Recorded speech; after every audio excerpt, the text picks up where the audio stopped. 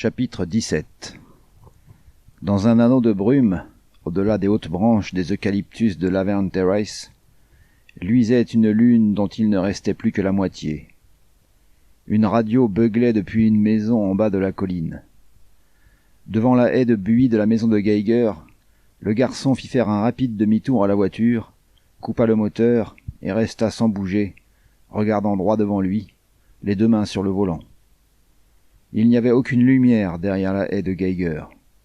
Je dis : « Y a quelqu'un à la maison, fiston ? » ?»« Tu devrais le savoir. » »« Et comment le saurais-je ? » ?»« Va te faire foutre. » C'est comme ça qu'on reçoit des fausses dents. Il me montra les siennes dans un sourire crispé. Puis il ouvrit la portière d'un coup de pied et sortit. Je me suis hâté de le suivre. Les poings sur les hanches, il regardait en silence la maison par-dessus la haie. « C'est bon, dis-je, tu as la clé, on y va. »« Qui a dit que j'avais la clé ? » ?»« Te fous pas de moi, fiston, le PD t'en a donné une. T'as une belle petite chambre d'homme là-dedans. Quand des femmes lui rendaient visite, il te demandait de partir, et il la fermait à clé. Il était comme César, un mari pour les femmes et une épouse pour les hommes. Tu crois que je ne sais pas ce que c'est, des gens comme toi et lui ? Je tenais toujours son automatique plus ou moins pointé sur lui. Malgré ça, il m'envoya un swing en plein sur le menton. J'ai reculé assez vite pour ne pas tomber, mais j'ai reçu pleinement le coup. C'était censé faire mal, mais une lopette n'a jamais les os durs, quelle que soit son apparence. J'ai jeté le pistolet au pied du garçon et j'ai dit : « Tu as peut-être besoin de ça. » Il se pencha pour le ramasser, rapide comme l'éclair. Il n'y avait rien de lent dans ses mouvements. Je lui ai enfoncé mon poing dans le cou, sur le côté. Il a basculé et il est tombé, en essayant en vain de saisir le pistolet. J'ai ramassé le pistolet et je l'ai jeté dans la voiture. Le garçon s'est redressé sur ses quatre pattes, me regardant de travers, avec les yeux trop grands ouverts. Il a toussé et il a secoué la tête. « Tu ne devrais pas te battre, lui dis-je, tu ne fais pas le poids. » Il a voulu se battre. Il a bondi sur moi comme un avion qu'on catapulte, tentant d'attraper mes genoux dans un plaquage plongeant. J'ai fait un pas de côté, j'ai lancé mes mains vers son cou, et par chance, je l'ai saisi. Il a sévèrement râpé le sol, et il s'est redressé, suffisamment pour pouvoir se servir de ses mains sur moi, là où ça fait mal. Je l'ai fait tourner, et je l'ai soulevé un peu plus haut. J'ai saisi mon poignet droit avec ma main gauche, je lui ai enfoncé ma hanche droite dans le dos, et pendant un moment nos deux masses se sont contrebalancées. Nous étions comme suspendus là, dans la clarté brumeuse de la lune, deux créatures grotesques dont les pieds raclaient la route et dont les souffles étaient saccadés par l'effort. Je parvins alors à plaquer mon avant-bras droit contre son larynx. Ses pieds entamèrent une danse frénétique et il cessa de haleter. Il était cerclé de fer. Son pied gauche s'affala d'un côté et ses genoux s'amollirent. Je l'ai tenu encore une demi-minute de plus. Il s'est affaissé sur mon bras, une énorme masse que je pouvais à peine tenir. Alors, j'ai lâché. Il s'est écroulé à mes pieds, presque mort. Je suis allé à la voiture, j'ai pris une paire de menottes dans la boîte à gants, je lui ai tiré les poignets derrière le dos et je l'ai menotté. Je l'ai soulevé par les aisselles et j'ai réussi à le traîner derrière la haie, à l'abri de la rue. Je suis retourné à la voiture, je l'ai déplacé 30 mètres plus haut sur la colline et je l'ai fermé à clé. À mon retour, il était toujours dans les pommes. J'ai ouvert la porte, je l'ai traîné dans la maison, et j'ai refermé la porte. Alors, la bouche grande ouverte, il a commencé à reprendre de l'air. J'ai allumé une lampe. Ses yeux papillotèrent et se fixèrent lentement sur moi.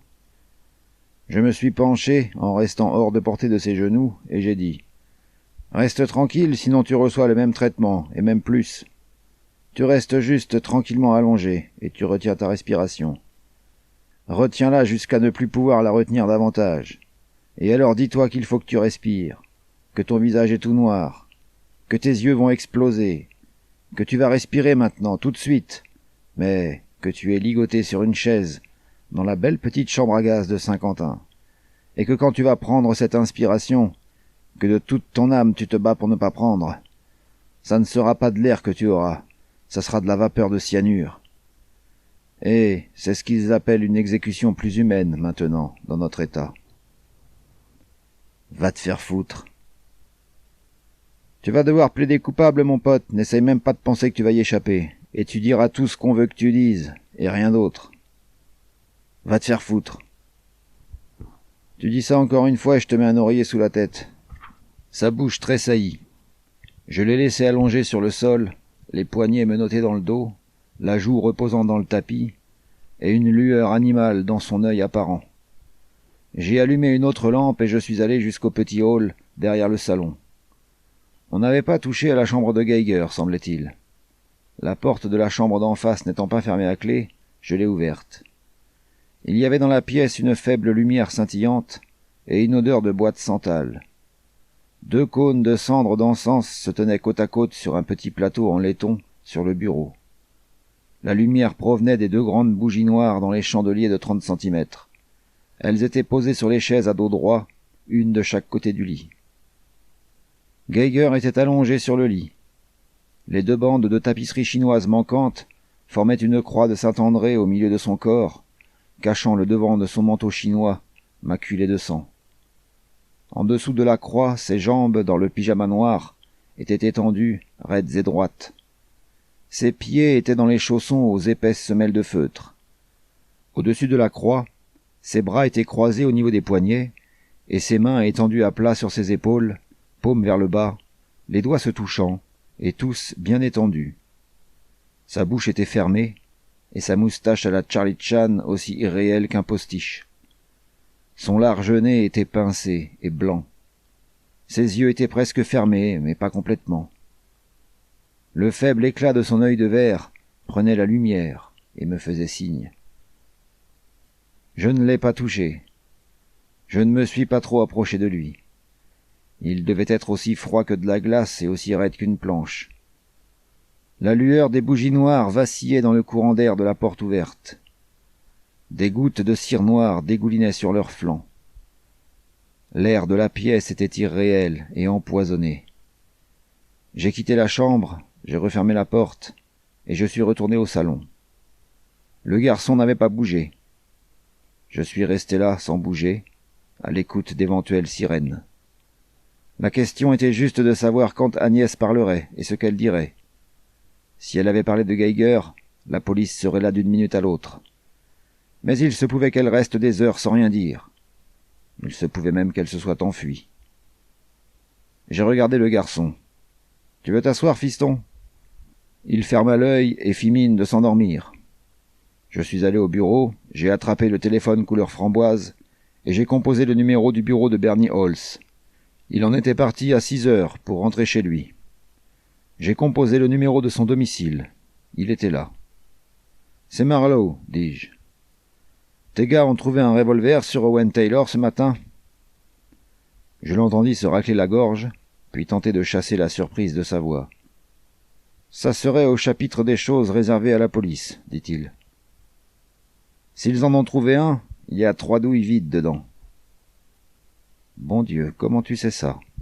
demanda tranquillement Halls. « Viens au 7244 Laverne Terrace, près de Laurel Canyon Boulevard. Je te montrerai où sont allés les dragées. » « Juste comme ça, hein ? Juste comme ça. » Halls dit. « Regarde par la fenêtre, tu vas me voir arriver au coin de la rue. Je me disais bien que t'étais un peu cachotier sur ce coup-là. » « Cachotier n'est pas le mot, dis-je.